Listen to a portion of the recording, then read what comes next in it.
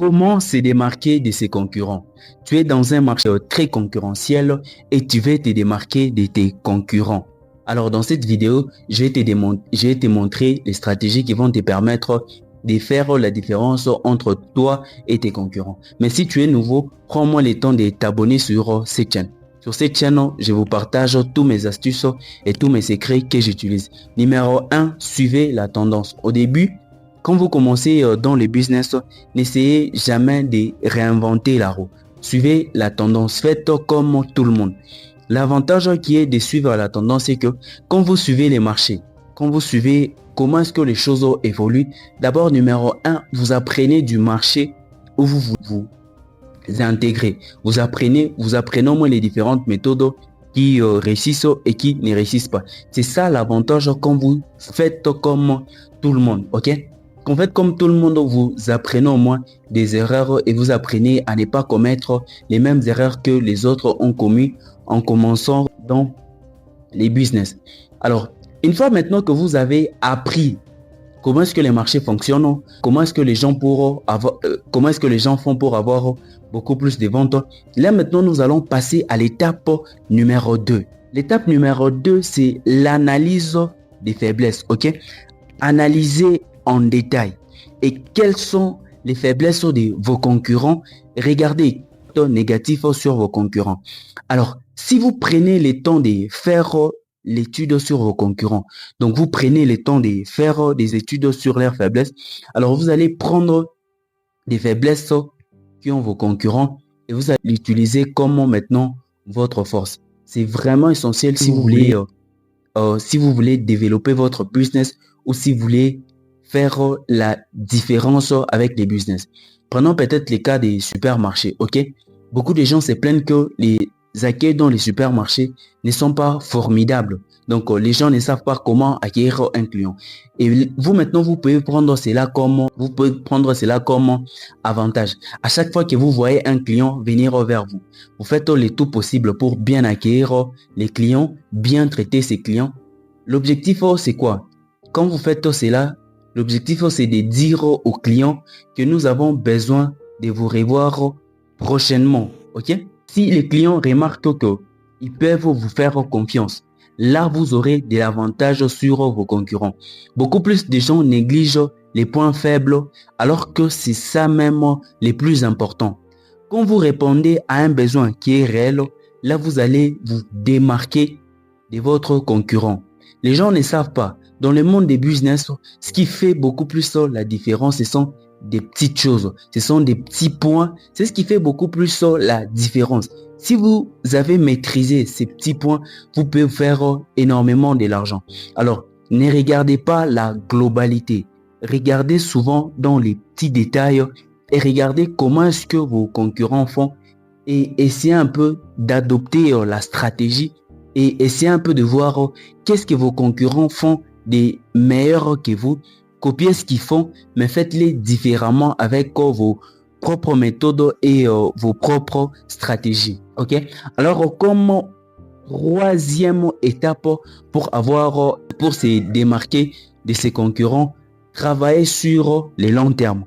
Beaucoup plus des entrepreneurs ou surtout beaucoup plus de gens qui font du business en ligne sont limités. Ok?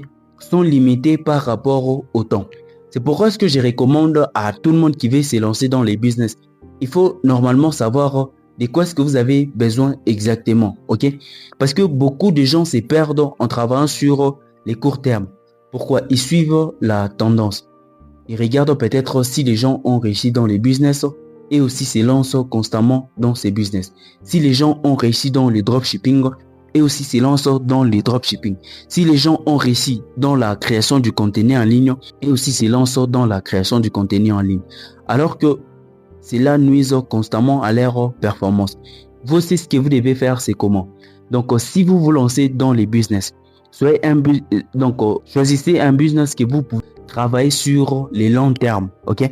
L'avantage avec les business, l'avantage est que si vous travaillez sur un business sur les longs termes, vous allez connaître beaucoup plus des avantages que quelqu'un qui vient à peine de se lancer maintenant. Vous devez savoir que l'échec fait partie de la vie. N'ayez pas peur d'échouer.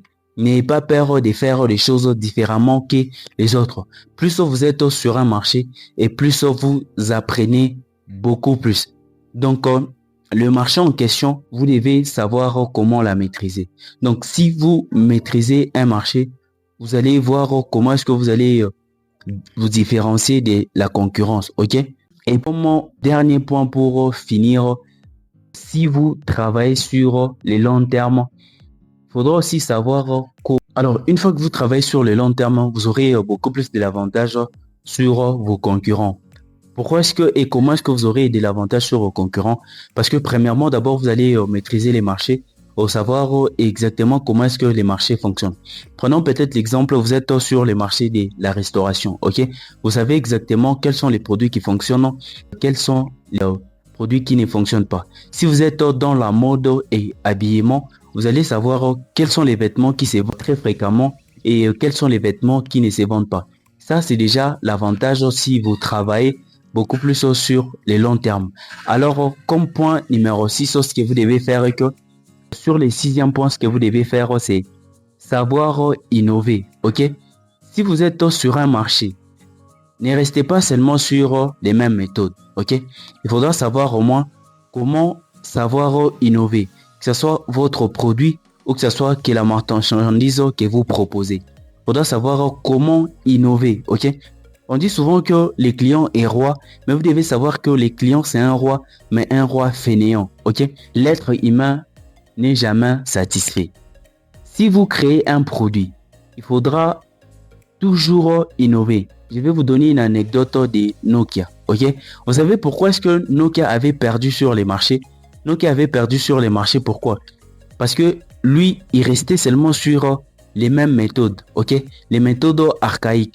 Et il pensait qu'à travers ces méthodes, il pouvait toutefois devenir, il serait toujours le numéro 1. Quand iPhone est rentré sur les marchés avec des écrans tactiles, Nokia se disait que non, c'est un jet d'enfant et que cela ne va pas aller sur les longs termes.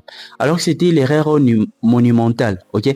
Au lieu de se lancer, ou soit au lieu d'innover, donc lui, il a préféré rester sur les mêmes méthodes qu'il utilisait. C'est vrai que tes méthodes-là réussissent. C'est vrai que tes méthodes fonctionnent très bien. Mais il faudra savoir au moins comment innover.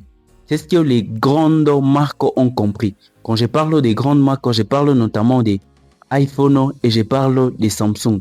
Vous devez savoir que ces gens-là ont compris comment est-ce que le pouvoir de l'innovation fonctionne. Ok? À chaque période, à chaque fois, à chaque moment, ils ne font que sortir des nouvelles appareils, que ce soit des iPhone, que ce soit des Samsung. C'est ce que les grands de la technologie ont compris. Maintenant, toi aussi, quand tu es dans les business, tu dois savoir comment tu dois t'innover, comment est-ce que tu dois savoir appliquer les différentes méthodes pour t'adapter au marché.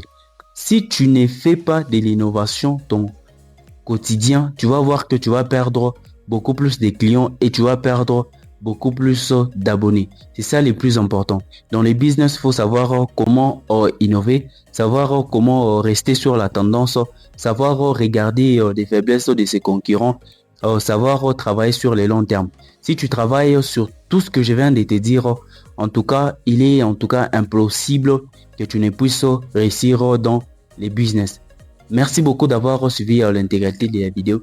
Et si vous êtes nouveau sur cette chaîne, prenons-moi le temps de vous abonner, de commenter et de partager. On se retrouve très prochainement pour une nouvelle vidéo.